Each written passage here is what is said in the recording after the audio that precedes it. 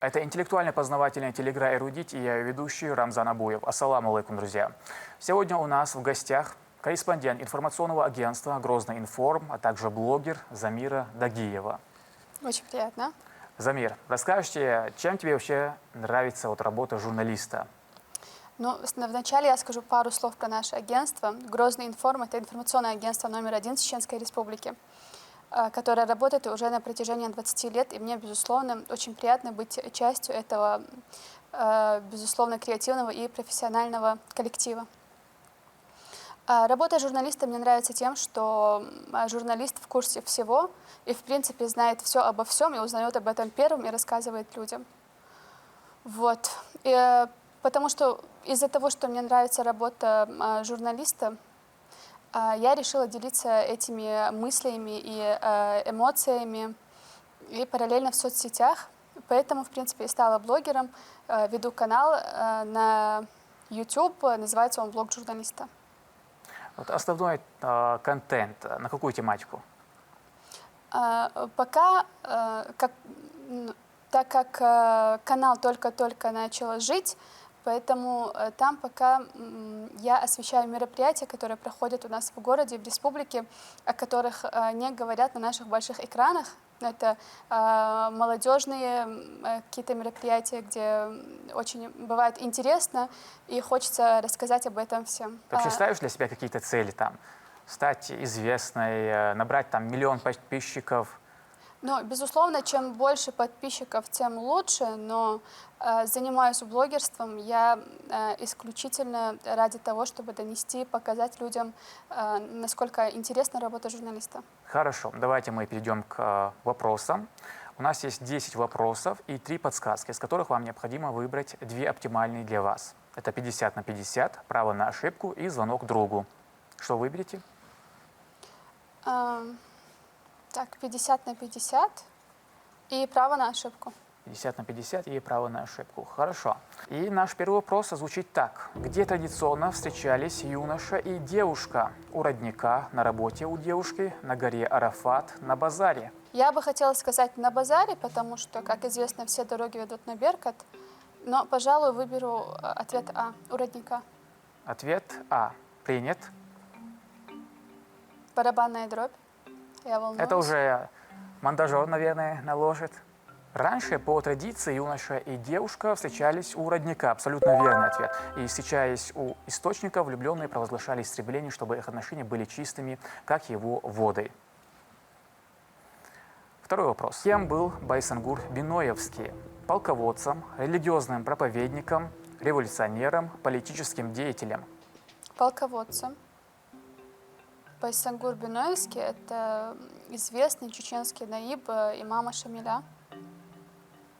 И полководец. Да. Ответ принят. Байсангур Биноевский, чеченский полководец 19 века. Абсолютно верный ответ. Активный участник Кавказской войны и национальный герой чеченцев. Третий вопрос. Что считается позором и малодушием у чеченцев? Обнажить оружие на обидчика и не нанести удара, сесть при старших, врать, перебить говорящего? Ну, позора, в принципе, все 4 варианта. Но в вопросе указано о малодушии.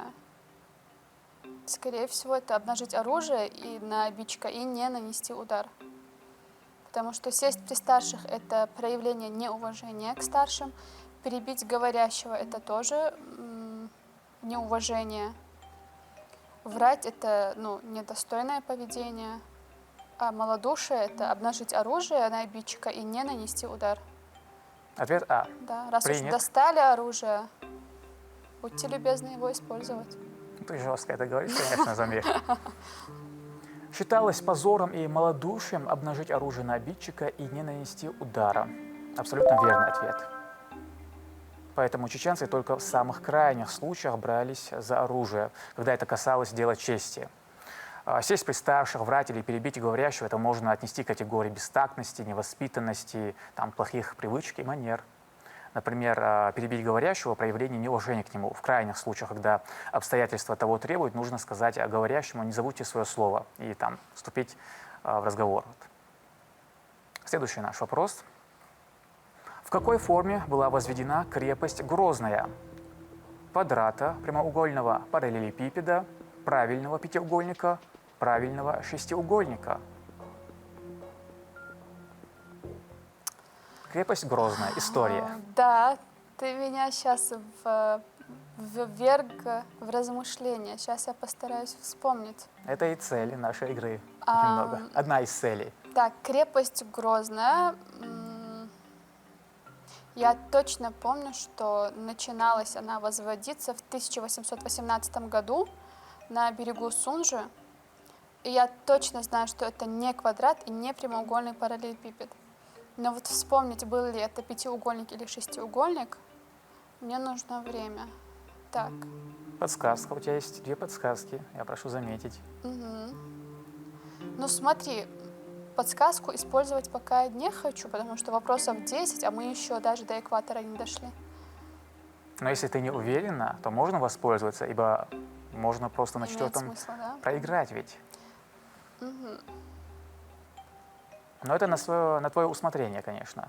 Я не ориентирую тебя ни на какой выбор. Ну раз уж я сомневаюсь, давай воспользуемся все-таки подсказкой 50 на 50. Хорошо. Выберите 2 неверных варианта ответов. И у тебя остается Б и Д. Прямоугольного параллелепипеда, либо правильного шестиугольника.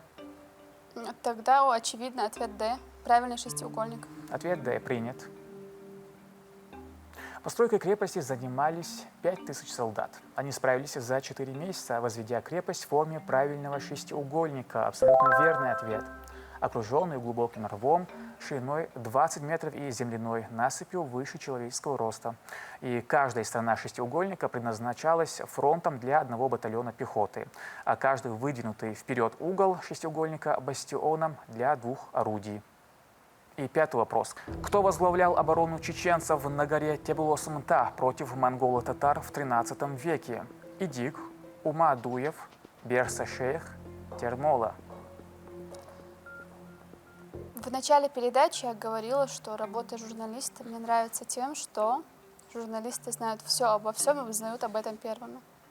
Так вот, как раз-таки на эту тему буквально недавно, пару месяцев назад, я писала небольшую статью, и абсолютно точно, уверенно я тебе могу сказать, что оборону чеченцев на горе Тебулос-Мта против монголо-татар в 13 веке возглавлял храбрый Идик.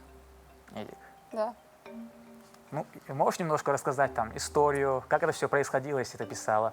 Немножко для наших зрителей.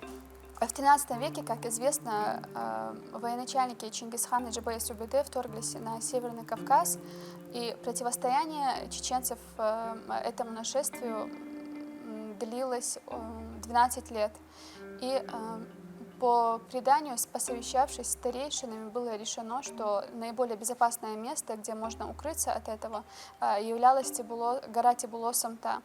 И большая часть чеченцев перешла на эту гору, на вершину этой горы. И один из отрядов противостояния, соответственно, и возглавлял охотник и альпинист храбрый Идик. Хорошо. Ответ принят. Я не буду рассказывать, раскрывать, поскольку ты все уже рассказал. Это абсолютно верный ответ. Храбрый чеченец Идик, альпинист и охотник, возглавил один из чеченских отрядов, оказавших яростное сопротивление монголам на горе Тебулос-Мта. И это самая высокая точка Чеченской республики и всего Восточного Кавказа. Следующий вопрос. В каком году было построено одно из старейших зданий в Грозном – Барский дом?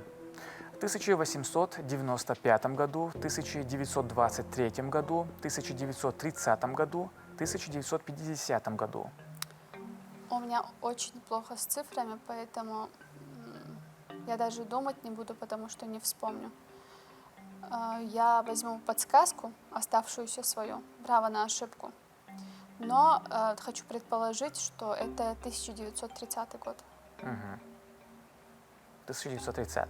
Да. Ты воспользуешься своей подсказкой, Да. право на ошибку. Ответ принят. Это на самом деле неверный ответ. Вы не зря воспользовались своей подсказкой. Барский дом – объект культурного наследия в Грозном и был построен в 1923 году английскими нефтепромышленниками, занимавшимися добычей нефти в Грозном. Первоначально в здании находились помещения и квартиры для специалистов, позже уже туда поселились семьи советской партийной элиты. Замер 7-й вопрос, правда уже без единой подсказки.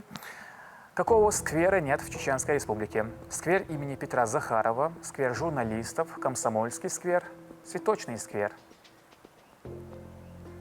Это вопрос с подвохом, я чувствую. Да, там есть подвох. Сквер имени Петра Захарова, он есть точно. Сквер журналистов, ну, как бы стопудово есть. Вот Ты работаешь там напротив. Да, я вижу сквер журналистов каждый день. Комсомольский сквер и Цветочный сквер. Я знаю, что у нас в городе есть цветочный парк, но про Цветочный сквер мне ничего не известно, поэтому, пожалуй, я выберу вариант Д, Цветочный сквер. Да, ответ принят. Я могу сказать, что это очень внимательно, поскольку действительно цветочного сквера нет, это парк. Парк был открыт 17 сентября 2017 года в День чеченской женщины. Его площадь составляет 4,5 гектара. Название парку дали посаженные на его территории 150 тысяч цветов. Кроме цветов в парке растут 18 тысяч кустов и деревья.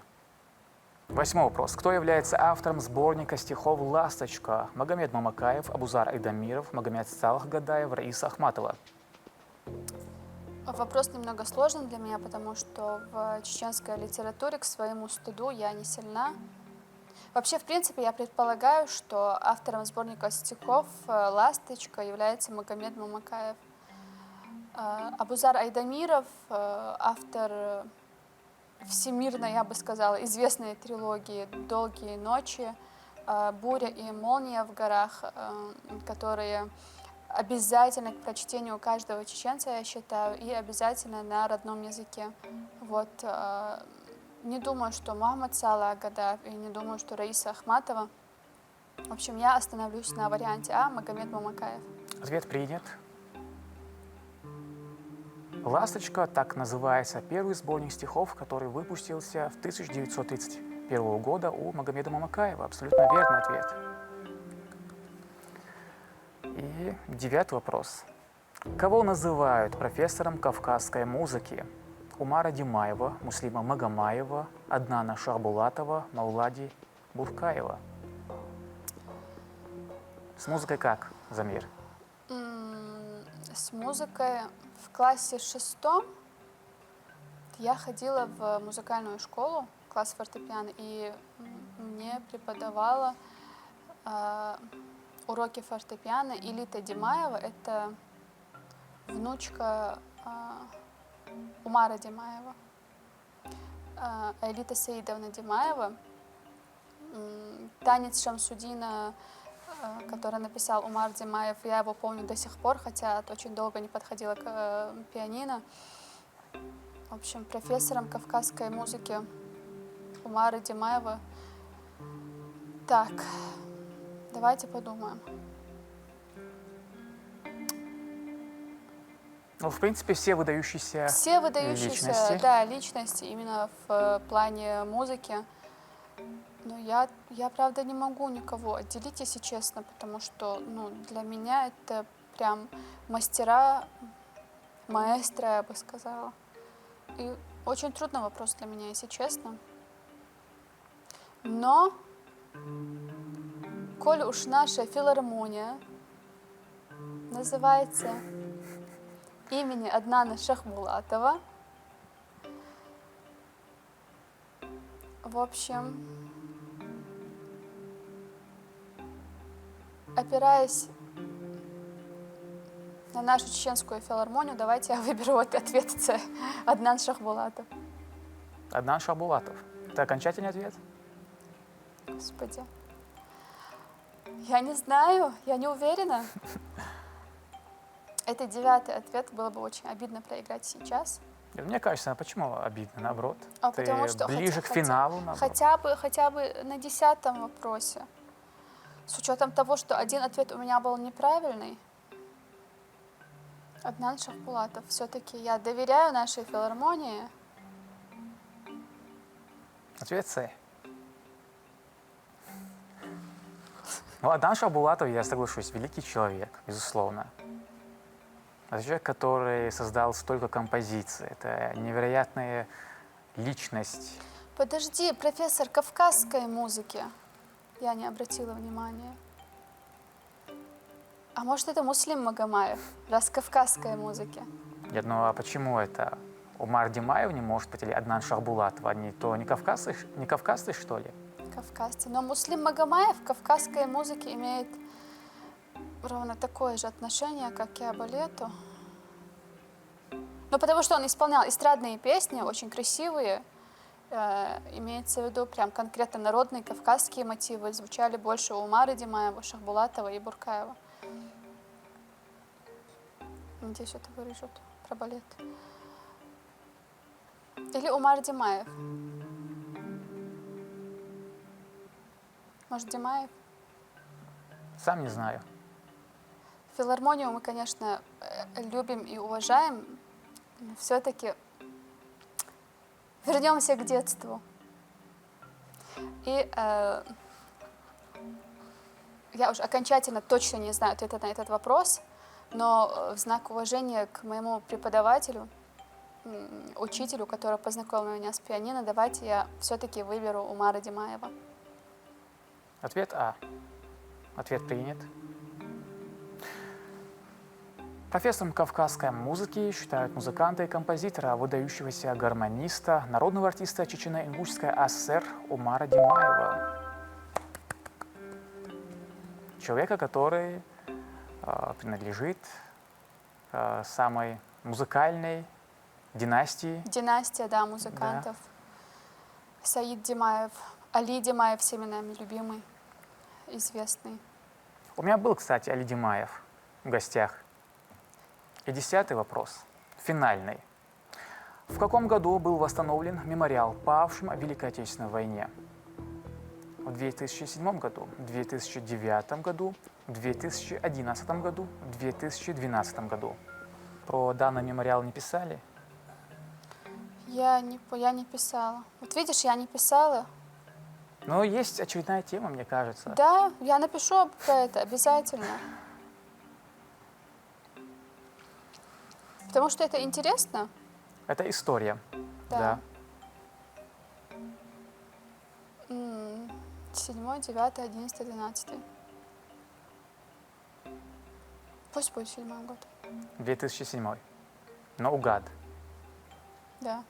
Это окончательный ответ? Да. Ответ принят.